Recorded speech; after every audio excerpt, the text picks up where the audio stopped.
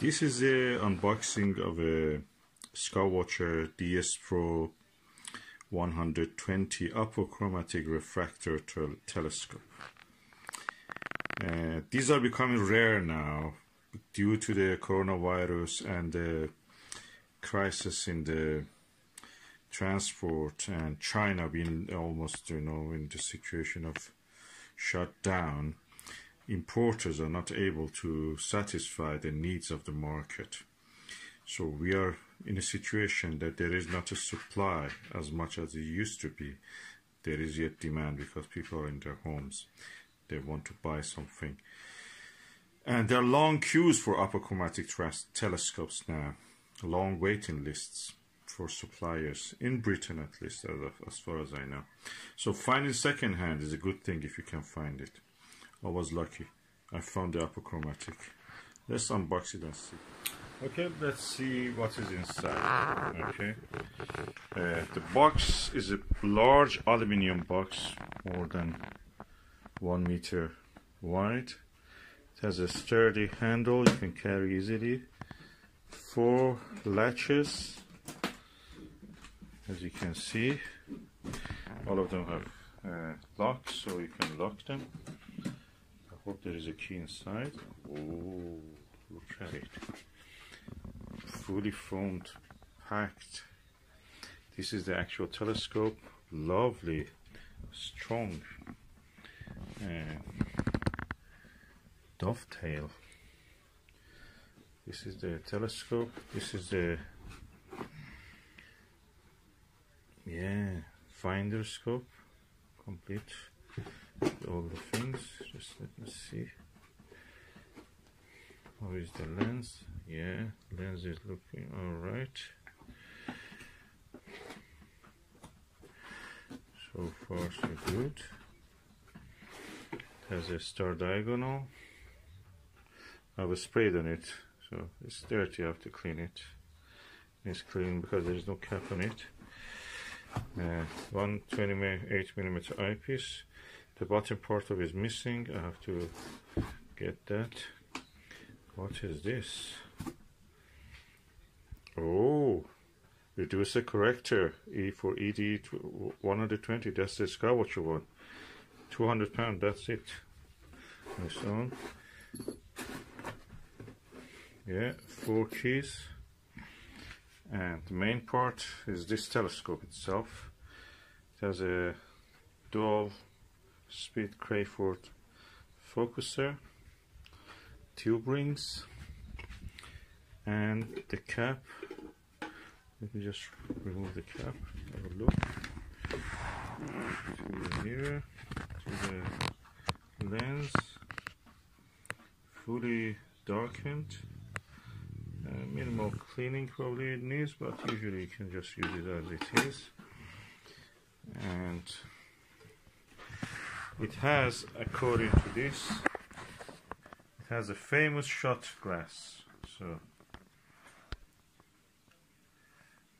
contains shot optical glass. The quality, that's the reason. It is a doublet, of course. One shot glass, the other one, which is the outer glass, is a different glass. Both of them work as a apochromatic, so this is practically an apochromatic. And because the focal length is 900mm, this can be easily used for as a planetary telescope. At the same time, with the reducer, you can make it to I think 6.37 f ratio, so you can use it for astrophotography. The field flattener reducer gives you a good field of flat field of view for astrophotography, because when you're watching, when you're observing, the image that falls on your retina in the eye is as in a curved surface of your eyeball. But the CCD chip of a camera or film, if you are using older style, is a flat surface. So you need to actually make the field of view flat, and you do this by this. Otherwise, you end up with the stars which are not really perfectly shaped. So we just take the telescope out, have a look. Skywatcher. Beautiful shot glass. DS Pro.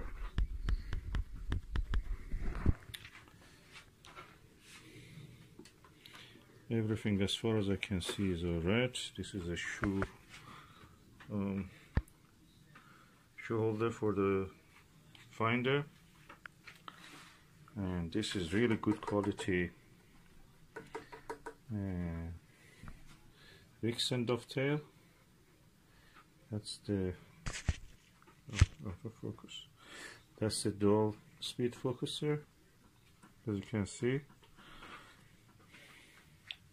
Yeah, I'm happy that I got this. And this is called black diamond. Black is black, but at the same time it has glitter. So beautiful, lovely telescope, apochromatic, and we'll be using it for planetary observations and even astrophotography. With that field flattener, you can use it for that.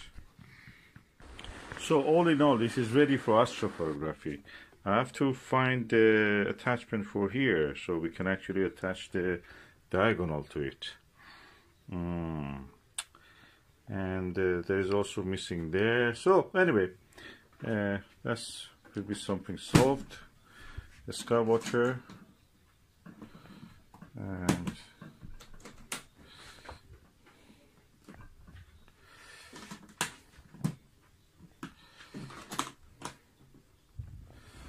yeah, will be used. Yeah, I will just test it in the daylight at the moment. I have to get the attachments for this. Okay, this is the Skywatcher DS Pro Apochromatic telescope. It's a doublet, and the diameter of the objective is 120 millimeters, that's around 5 inch. And focal length is 900 millimeter. That means the f ratio is 7.5. It's quite large, but manageable yet. Let me just show what I'm looking at. We are looking at this tree with some fruitlets. This is the lens, as much as I can show. I've attached the necessary attachment to change it from astrophotography setting to visual setting.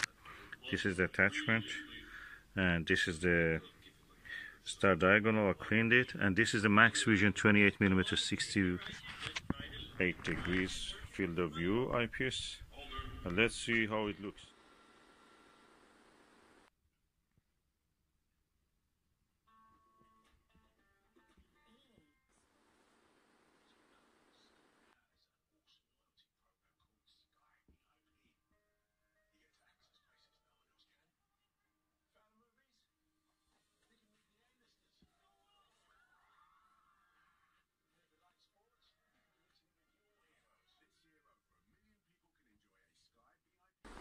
So that was the view through the telescope. The blue patch you could see was because of the lens of the camera, the Huawei camera, mixed with this lens. At the corner you could see something, but when you visually observe, there is no effect, no blue color or anything. So I'm really delighted with this telescope.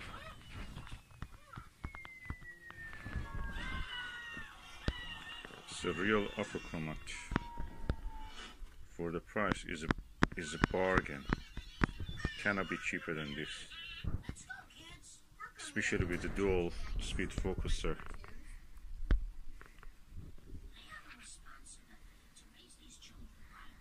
and all the accessories which comes with it. Now we were looking at those fruits there, 12 to 15 meters away. This is the OVL Sky T2 altazimuth mount, which you can actually install on it up to 3 telescopes. One here on one arm, the smaller one on the top arm. And if you don't use this counterweight, you can use, I have an ADM, another ADM clamp. You can use either small or bigger, the same size as that, or Newtonian or refractor. So practically you can put 3 telescopes on this mount, and at the moment, as you can see, I have 2 on this, and because tonight will be clear, hopefully, as you can see the sky is blue. So we can actually see, I'm going to observe the planet Jupiter and Saturn. These are the refractors. This is the refractor Skywatcher ED120 DS Pro, and this is also Skywatcher Evostar 72 ED. Both of them have shot glass in them. This is the famous brand of the Apochromatic glass that they use fluorite in the glass, and that makes it really good for, you know, aberration free, no chromatic aberration or anything. So I'm looking forward to use this and observe the planet Jupiter and Saturn and see what we can see, you know, maybe some deep sky object, because this is really wide angle. I really enjoy this. And this is also a Skywatcher 28mm multi-coated eyepiece, which I will be using. I used it to adjust this viewfinder, and I like the way that it is, because I don't want those look-through ones. I like this one, which are right-angled ones. So looking forward to that. And I have adjusted this and the finder and this telescope, all they are now aligned in the same direction. They're parallel to each other in every way. So that means that you can observe the same object in this, find it in the finder scope, of course, observe it in this and observe it in that. Or if I want, I can observe something else with that. I have to just change the direction of that. Be independent. There are screws here, you can actually make it independent. And unlike other mounts, like I don't know, Rowan AZ75, this mount has slow motion control, which is a bonus. Anything with this slow motion control in this range, mechanical range, will be around more than 1,000 pounds. So you can have this for around 200-300 pounds maximum. Really good value, and China has made it really good value. I think this is one of the best mounts everybody can buy, ultra-zenith mount. Of course, you can add something to make it, you know, go to. You can add those kind of AZC go to sync from Skywatcher has it. You can just adjust that, but I don't need that. The convenience of using the ultra-zenith is the reason I'm going for this. Ultra-zenith mounts are really easy to set up, easy to look at the objects without, you know, hassle.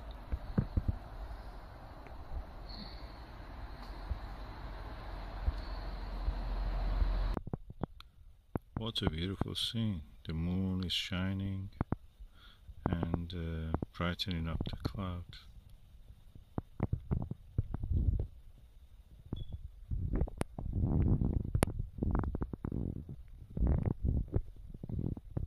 And you can see the Jupiter also at 2 o'clock sometimes shining.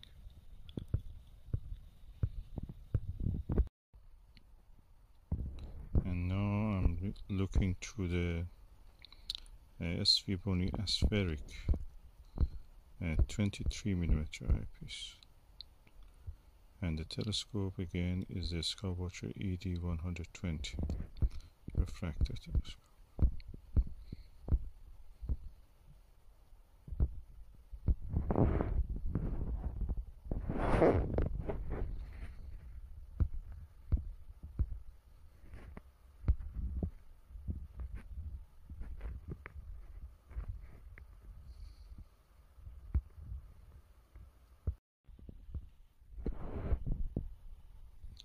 This is Takahashi LE 18mm.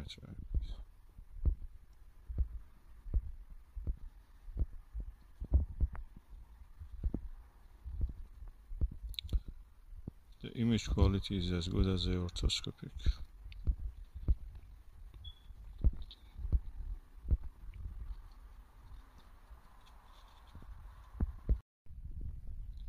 And that's the moon through the Skywatcher 16mm Nirvana.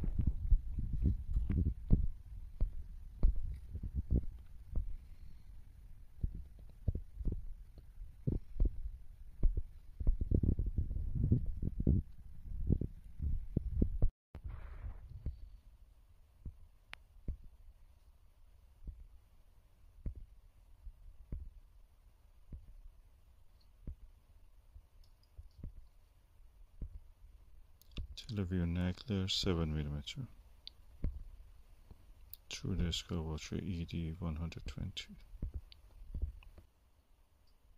I'm holding the camera by hand.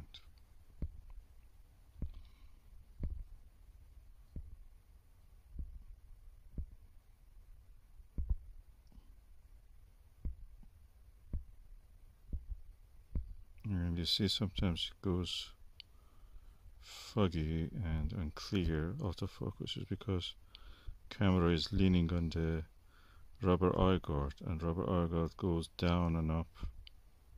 It's very flexible. You cannot rest it on the rubber eye guard. And tonight we have a clear sky, and I'm going to observe the planet Venus and Jupiter.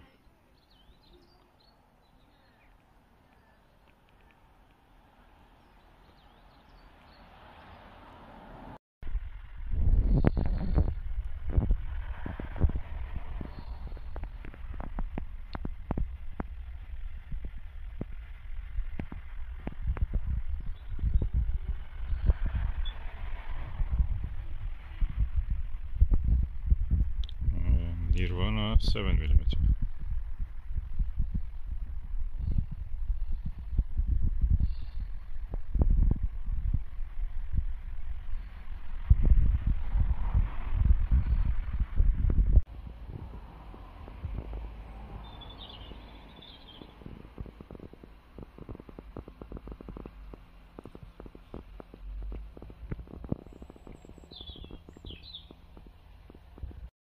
Okay, I'm looking at the planet Jupiter.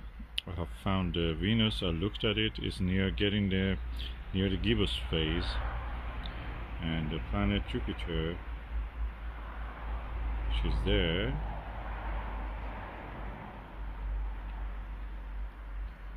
is very clear with this Skywatcher 120 ED. Nice, clear view. Now with the Starguide 8mm ED. Nice combination.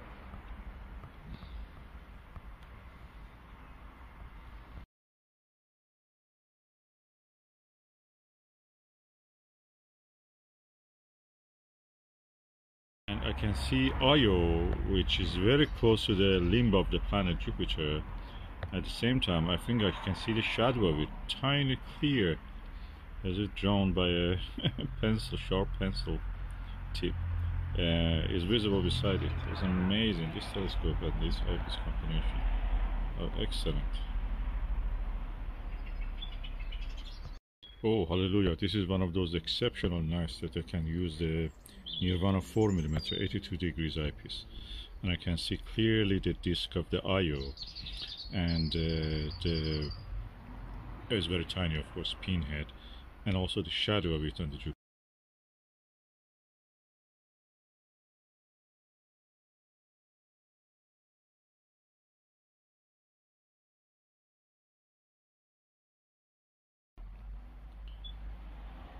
This is one of those very excellent, rare nights that the atmospheric conditions are so clear. We are ahead of a frost, so we expect tomorrow night to have some snow. So this is very clear weather coming from the North Pole. It means there is a high pressure and atmospheric inversion in that sense.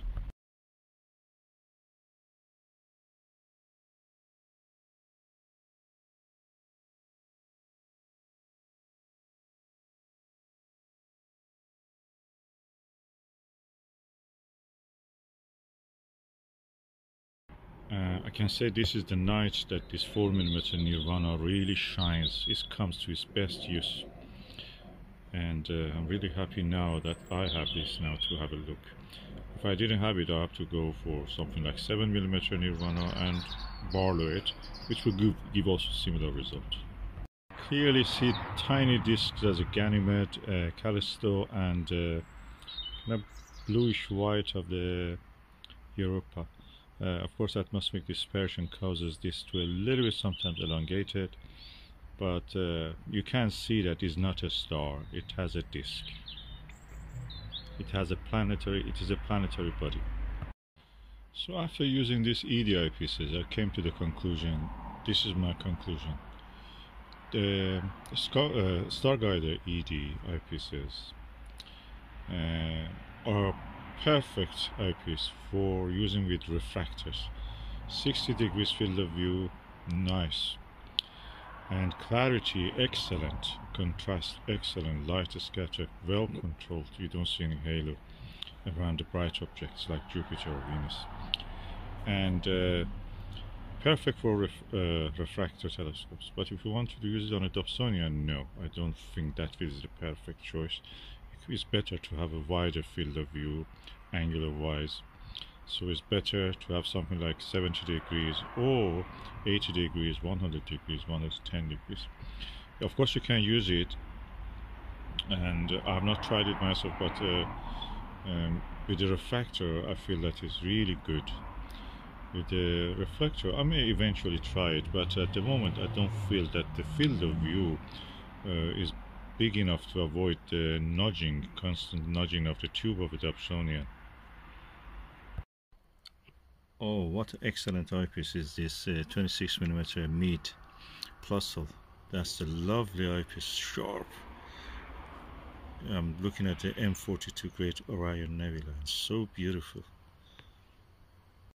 This is the Orion Nebula with the Meade 26mm Super Plus eyepiece. The artifact to the left, what you see is a reflection from the street light. Very close to this nebula it was. And it's beautiful. The moon is now rising.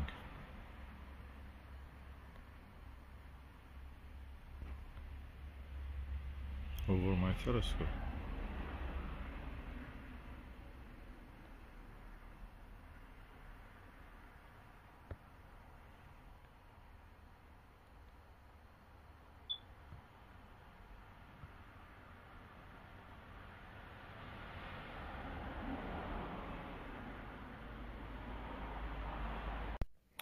And it was very cold, so I just took a shot with the 26mm eyepiece from the moon. It was a full moon, so there was not much shadows, and then I went in because I didn't want to catch cold.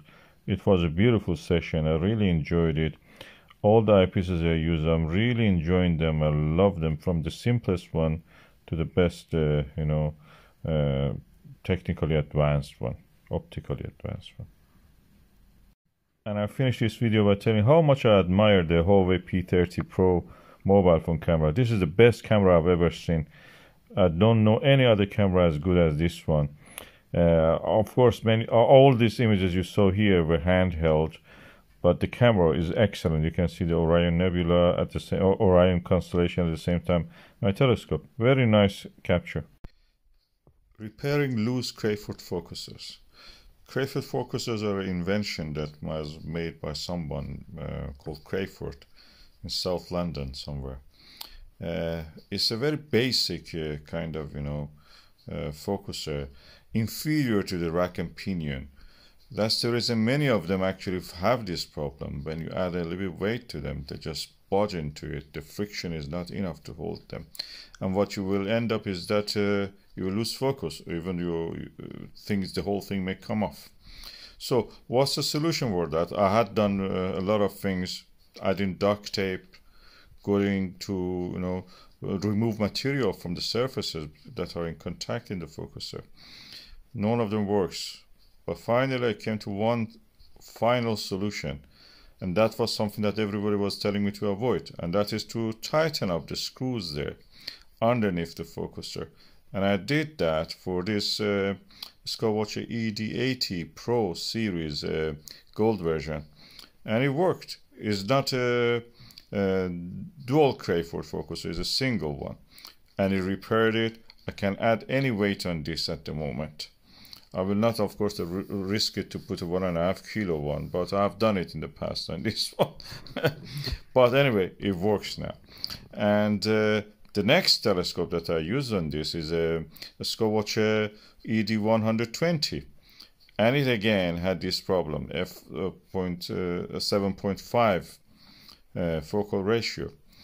And this had a really bad problem. It has a dual Crayford focuser, and it was slipping, loose. It was loose, completely coming down. I didn't go to remove material by filing the iron, the contacting metals, and I added some duct tape. It didn't really work. It was just not very good. So I went again and did this finally at the same time as that previous one.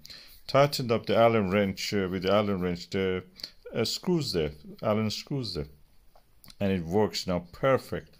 It can hold the focus, and I don't know why they were telling you in the forums and everywhere to don't do this. It will just damage it, you know, every time. As far as I've used it, it doesn't have any problem.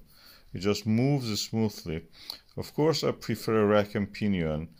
This Crayford focuser is another stingy way, you know, is invented here to make it focusers cheap. Rack and pinion is more expensive, but that works now.